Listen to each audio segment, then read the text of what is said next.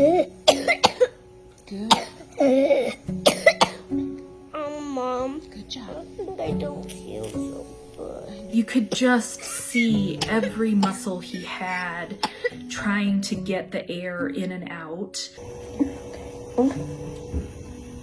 As a parent, I was just focused on trying to stay calm while he was having a coughing spasm. Hey buddy, you're doing great. Those are really good coughs. As a doctor, the medical terms are retractions, where you can see the muscles between the ribs moving. You can see the belly kind of breathing and indentations underneath the ribs. So as a doctor, I could see those medical things happening. And as a mom, it's just gut-wrenching, right? I know he's working hard to breathe. I know we're doing everything we can do.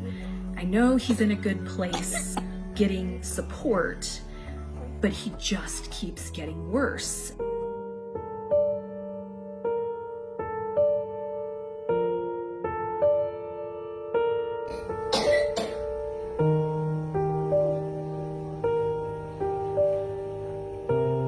Because he was so sick, we knew he was going to be kind of a rule-out COVID patient where they're concerned about it and they send all the testing. So it was him and I in a room, and it was him and I in a room. And once I went in the room, I wasn't allowed to leave.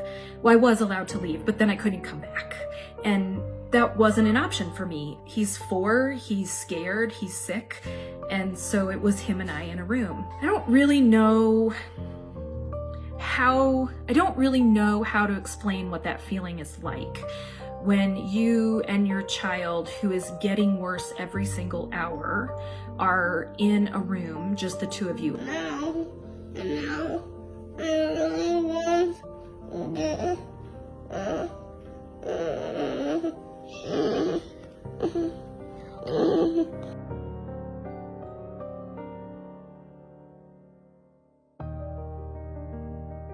The nurses were phenomenal. They brought us anything we needed. They would bring me water. They brought me food. They took great care of my son. They would put all their protective gear on and come into the room. But they would only come in when they needed to, because there's a national shortage of protective equipment. You're trying to preserve protective equipment. They're trying to keep themselves safe and limit their exposure.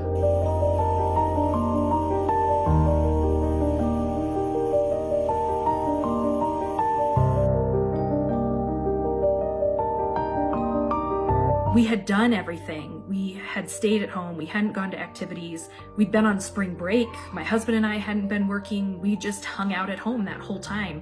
So it wasn't on our radar because we had done everything that we were supposed to do. good coffee. You don't realize how much you're holding your breath and how little you're sleeping and how tense you are as your child's getting worse and worse and worse. And then as soon as we were able to start to turn that flow down and he actually ate a popsicle, it's just like this weight comes off of you and you can breathe again.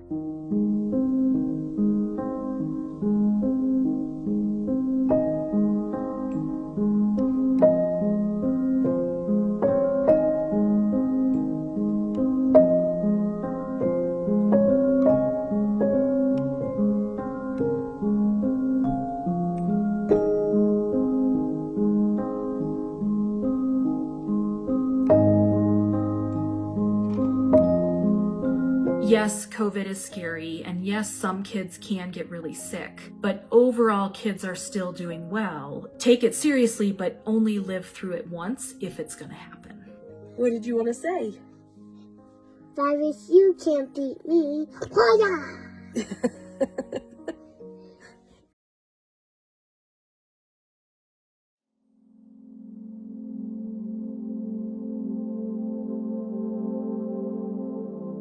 When you can't breathe, I thought of my children and how I can say goodbye in the best way.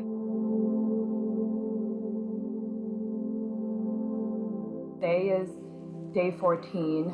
I can walk up to 3 minutes and my saturation will go from 99 to 88 to 90. So it's much better than the 80%. It was a few days ago.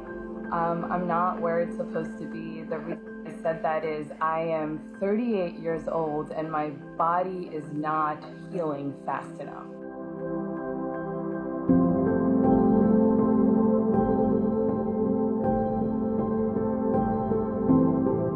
I had a lot of difficulty breathing, and my daughter was sleeping nearby, my 6-year-old son was nearby, and I couldn't catch my breath. And I knew if I called 911, what EMT would want to do to somebody like me who was working this hard to breathe. So I got down on my knees and I put my forehead to the ground and I prayed to God. I prayed Psalm 91. I prayed to be under his wing and to heal me and to give me time and to let me live. Because I was so scared of them seeing me leaving my house intubated and like one of my patients.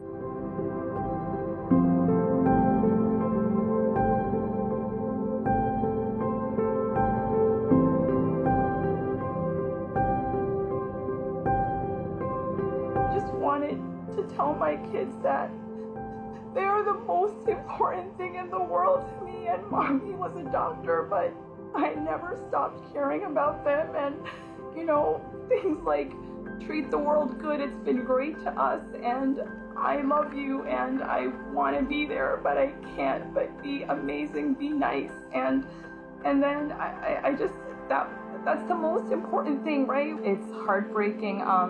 Physicians, healthcare workers, anybody who is on the front line doing whatever you do, when we go to work and there is feelings that we're going to come home with coronavirus.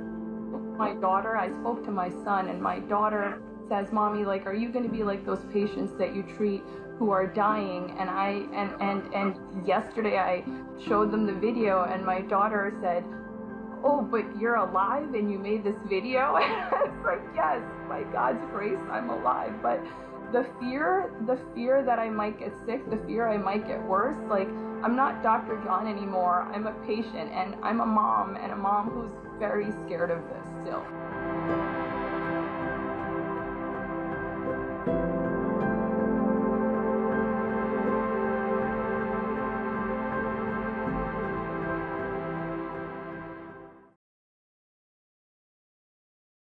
I've been sick since the day I turned 27. It's been over a month now.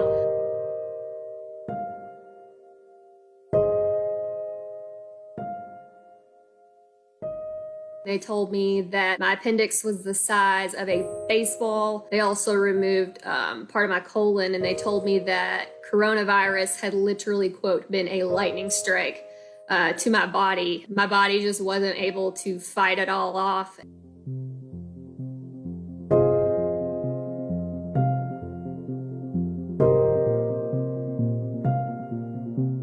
So on the 23rd, I started feeling the flu-like symptoms, pretty much every coronavirus symptom that there is, except for the fever and shortness of breath. I never had a fever until after I was in the hospital. On June 26th, I was finally able to get tested. I tried to get tested on the 25th, and they ran out of tests. So the 26th, I was tested for coronavirus. I got my results back on the 30th as positive. I started to feel better after the 2 weeks.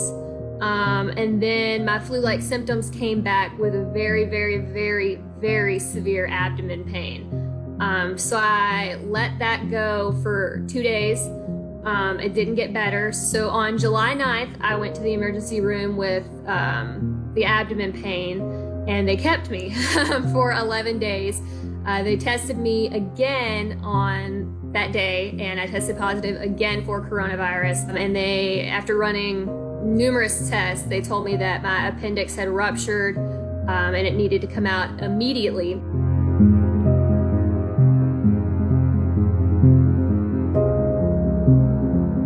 The OR team actually told me that I was one of several gastrointestinal patients that they had seen that also had coronavirus, so they think that there's some kind of connection. It's just the fact that we don't know enough about this disease at this point.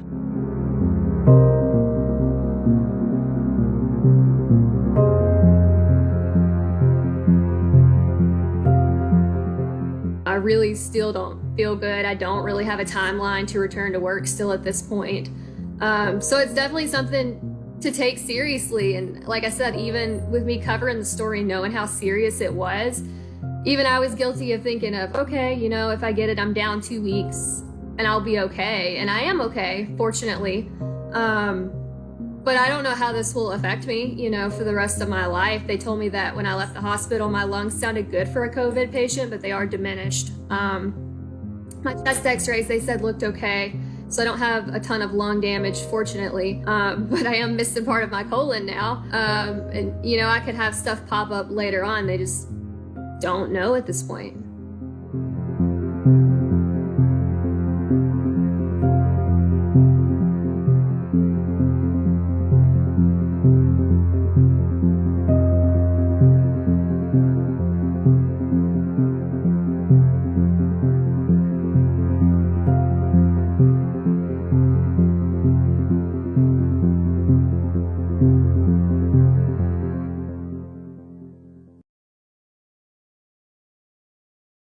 They literally leaving us in here to die.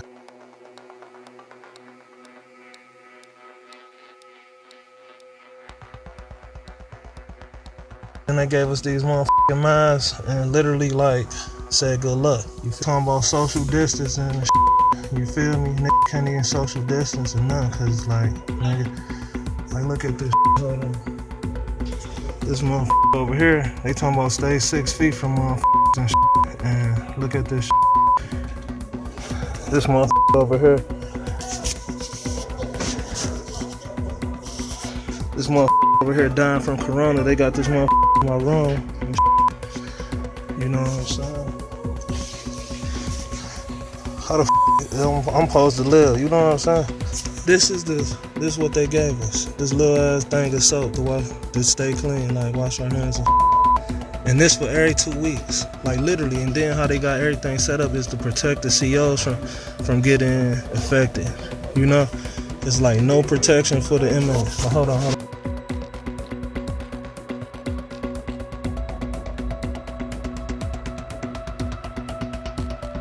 There's a big tent y'all see on the basketball court. That tent right there.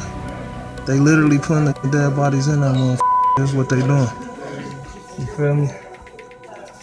This not no game. Y'all think playing is a tent in the middle of the basketball court.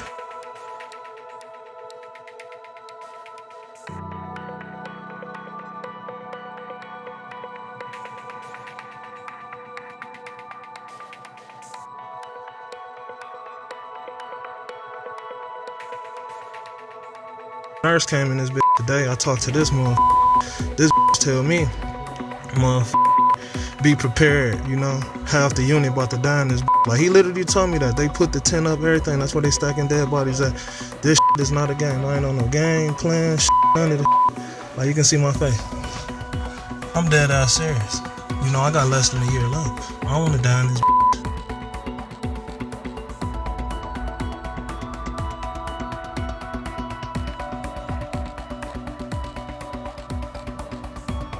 Feel me? Because I went and talked to him. The CARE Act is for people who not a gang member, not a sexual offender, and not on death row.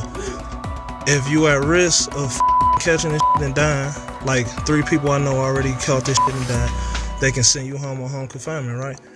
So I went to talk to these motherfuckers to get on home confinement. They not gonna let us on home confinement. Why? Because they gotta make money off of us, because they not gonna make no money if we at home on home confinement. You know what I'm saying? So I'm in this, you feel me? Now I don't know how long a gonna make it, you feel me? This serious. So that's why I'm like, it. They can find out I got the jack, it. You know, that's what we call the phone. They can find out I got the boy. I don't even give a fuck no more, because dying.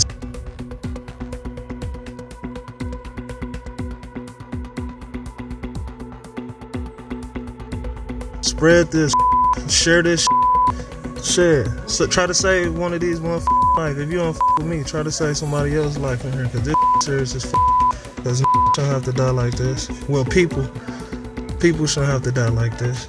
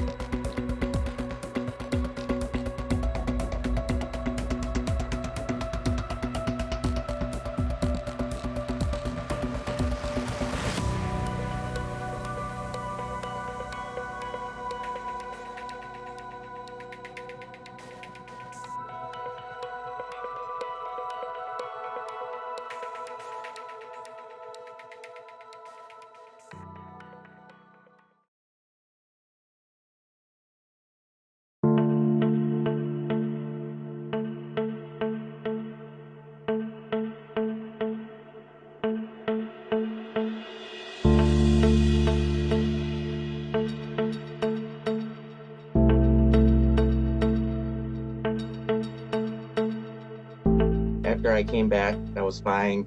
And I was going to flew to Boston to see my boyfriend Josh over the weekend. I was fine up until about Monday evening. I had a cough, and it wasn't really any big deal until Tuesday, March 17th. I started spiking a fever of 103, coughing more, and it just got harder and harder to breathe. That's when we decided we should go to the hospital because it was just really being too difficult to breathe. Being a nurse, I knew that wasn't good. So we went right to the hospital and they took me right in.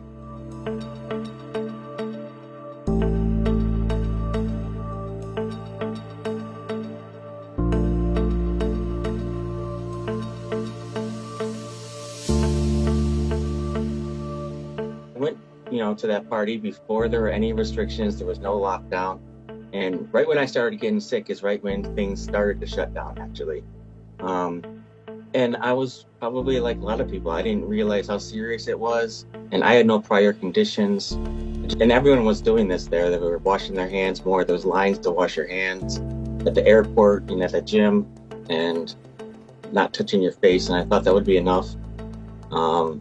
But, obviously it wasn't.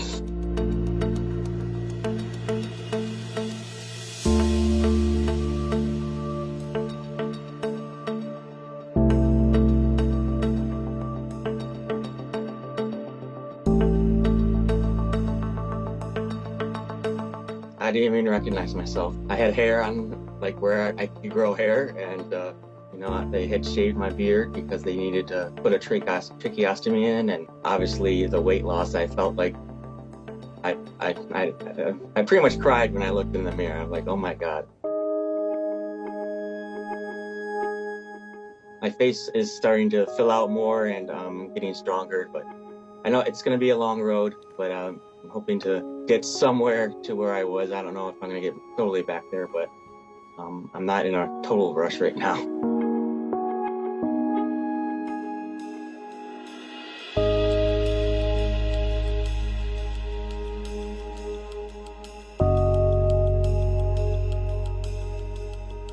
I have a little lingering cough, and I can't breathe in all the way without feeling like I need to cough, and it's just you definitely feel it. It's just, doctors say it's the lung capacity is one of the slowest things to come back, so it's going to be a while.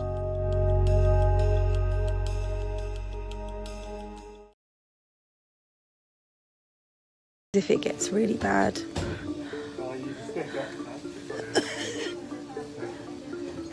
Then you're going to end up here.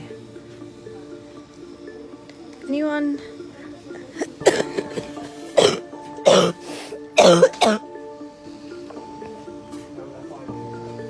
If anyone is thinking of taking any chances, just take a look at me.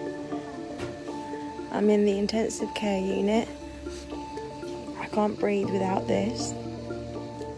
They've had to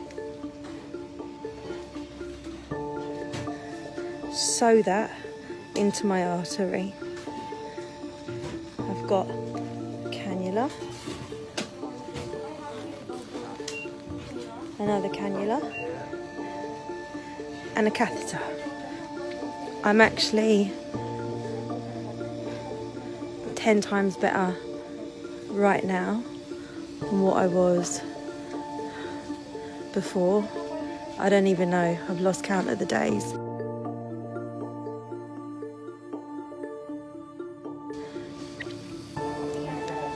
If anyone still smokes, put the cigarettes down, because I'm telling you now, you need your lungs.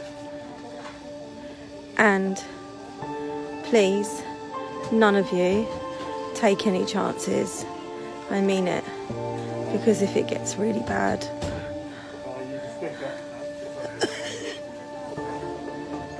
then you're going to end up here. Okay? And my body is fighting this.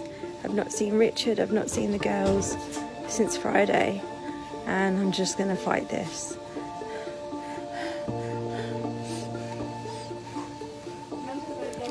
So once again, don't take any chances.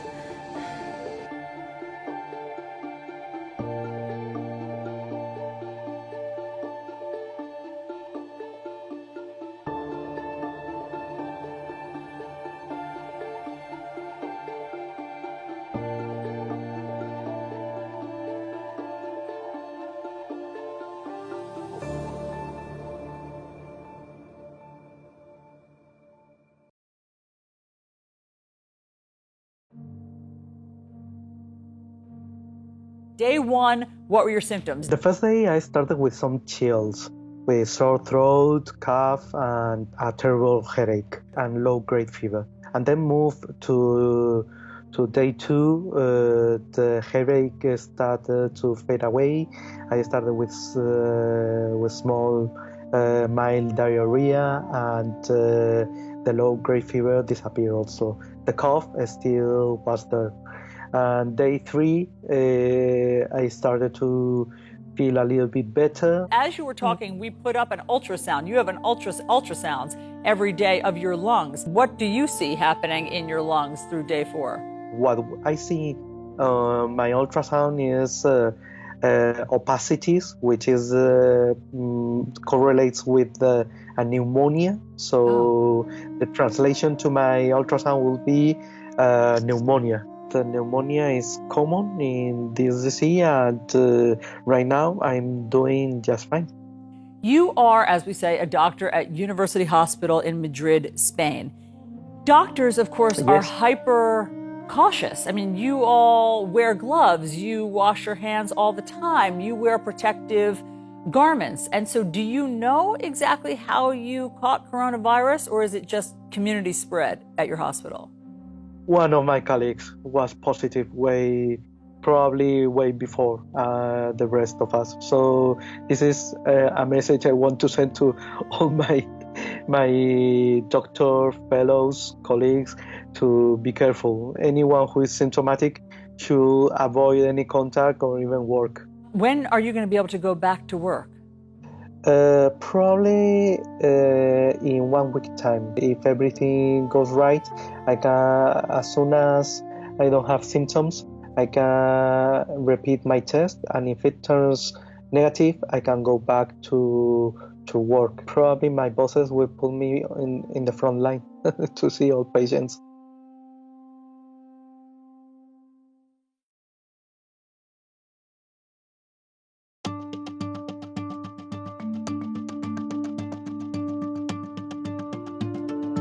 I was working from home. I wasn't going out anywhere. I was taking precautions. I wasn't even walking my dog. This is not a hoax. This virus is real. It happened to me. It can happen to them.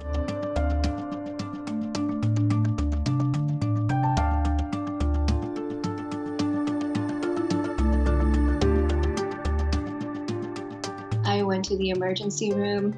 Everything happened so quickly. They took my vitals. My oxygen pool was very low. Within 10 minutes, I only had a couple of minutes to contact my family to let them know that I was to be intubated. All I remember was being put to sleep as I was being intubated, and then 6 weeks of complete nightmares.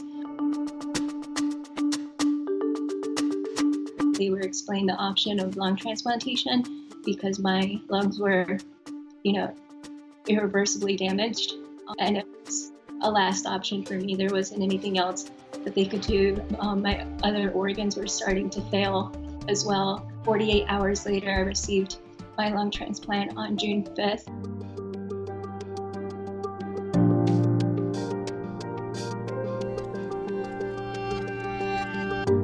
I had no idea that I had received a lung transplant. I just knew I was in the hospital. I looked at myself. I couldn't recognize my own body. I couldn't talk. I could barely lift a finger. I couldn't move. I was in a lot of pain. I was very confused. I was very thirsty. All I could think about was that I wanted water. I lost a lot of cognitive abilities as well as physical ability.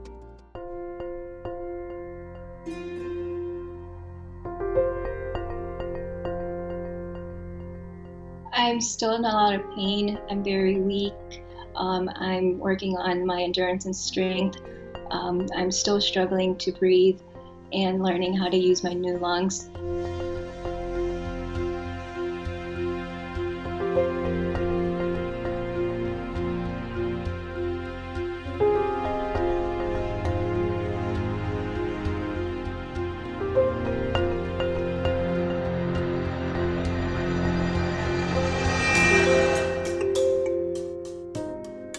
I know some people are asymptomatic.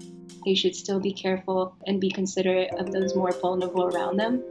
Also, I want other centers to understand that lung transplantation is an option for terminally ill COVID patients, and I want to be an example of that.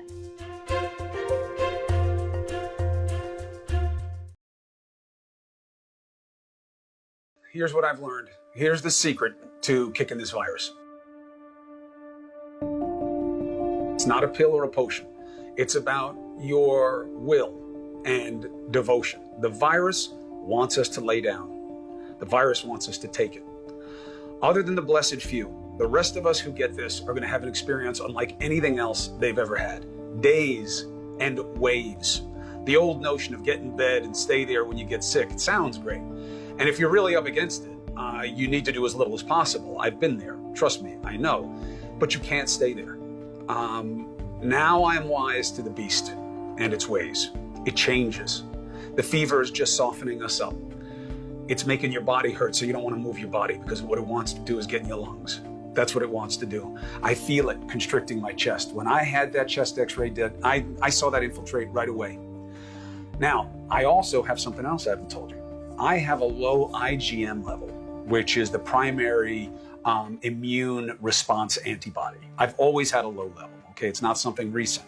It could be genetic, it could be cultural, I don't know. But it makes me susceptible to things like bronchitis and crap like that. So there I was on Friday night, okay? I was not gonna do the show tonight. I was done. I was in a pool of sweat. 12 hours later, I was in the same damn place. I hadn't slept a minute. I was just soaked and scared, honest to God.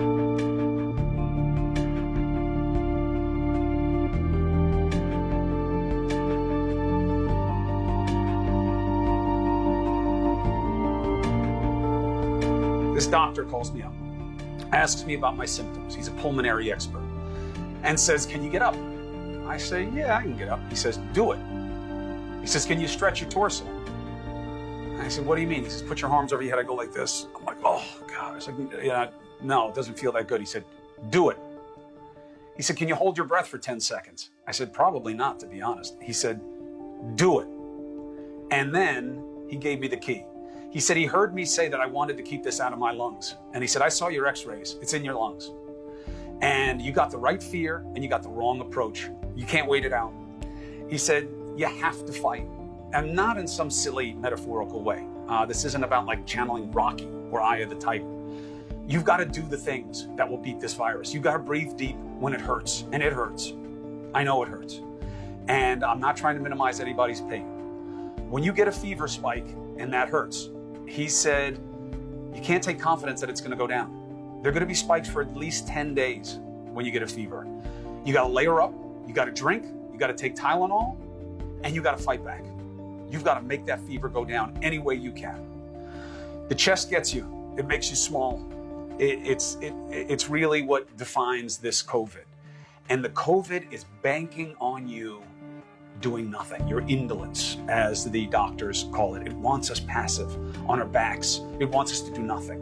The answer has to be to do everything. I lie on my side, I lie on my stomach, I'm up, I'm doing my breathing. I know I've got that stuff in my lungs. I'm not going to lose to this thing that way. No way. No way I'm going to do that to my wife and my kids and all the people who care about me. I'm not going into the hospital for something that I can avoid it, if I can avoid it. So that's it. All day, all night, hundo P, 100%. That's why I have to keep working. First of all, because I can, and if I can, I should. And it's because it's a way for me to help. There has to be a purpose to this. You know, I'm not just going to go through the suck here for some sense of self-satisfaction to make it through. I want to write this all up. I want to get it out to you guys afterwards so you have a better chance against this than I did. I'll show you the x-rays, the good and the bad, the blood work, hopefully to come, my supplements, my diet. Why? I want you to have it easier than I did. That's a part of my job too, to give you the information that helps you have a better life, especially now. And to return the favor for you guys being so incredible with your love and attention. That's why I had to come at the government, specifically in the prism of this president, when he says things that play to our weaknesses. It's not his job. It's, you know, to test. That really? He doesn't want the federal government to test? What the hell is his job if it's not to do everything that he can? This has to be desperation on all fronts. Personally, as a function of community, and in terms of our leadership. We have to be desperate to beat this. That is the way we will all get better.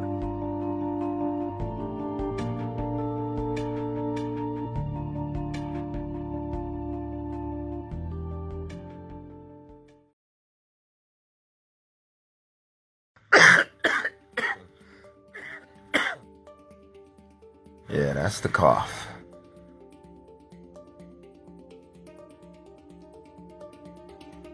My muscles ached and my joints ached really bad. It felt like somebody was like stabbing me with an ice pick. I suddenly developed a runny nose, congestion, sore throat, which essentially since then has progressed into a significant dry cough, as well as a max temperature of 101.6, and overall feeling malaise, as well as muscle soreness or myalgias and chills. When they come in the room, they have to wear these Ebola suits and masks, so, I really can't see them, and, they're gloved up and gowned up, so they come in here and do what they have to do, and then they leave. So, it's a terrible feeling. You feel like you just cut off from the whole world. Allora, sicuramente i primi giorni, se devo scegliere un numero da 1 a 10, direi 8, perché ho subito molto gravemente, anche a livello psicologico, il fatto anche di dover stare chiuse in una stanza con mia sorella in un'altra, non possiamo finire a contatto, la porta deve stare chiusa, devo disinfettare qualsiasi superficie, è stato abbastanza sconvolgente, traumatico. Ecco, questa è la mia camera, con la finestra per un po' di luce. Qui c'è la mia gatta, Aisha, e qui c'è invece la cucina, che è diventata la mia dimora, perché sto cercando di cucinare tutto il tempo. Cold and a flu can sometimes cause a really runny nose and sort of a more sort of mucus feeling inside in your cough and in your nose, whereas this virus seems to be much more of a dry cough. There is a chance that there could be some lasting effects on pulmonary function, on lung function, and somebody's ability to breathe in the future. After I threw up, I could breathe. Once you get to the other side of it, you can breathe a little bit better. It's the weirdest thing. You think you're gonna die during one of those episodes. You know you're gonna die, but then you don't. My oxygen levels are starting to rise, and I'm starting to feel air in my lungs again, and I'm able to breathe freely. I primi giorni sono stati un incubo. Io ho avuto dolori persistenti, sono stata 3 giorni allettata, non riuscivo nemmeno a mangiare perché non percepivo né odori né sapori. Avevo questa tosse forte, quindi il dolore al petto aumentava sempre di più, fino a che non sono passati poi 5-6 giorni e tutto è andato a migliorare, nel senso che adesso, come mi vedete, sto bene, riesco a parlare, mentre prima avevo il fiato corto, non riuscivo nemmeno a parlare bene.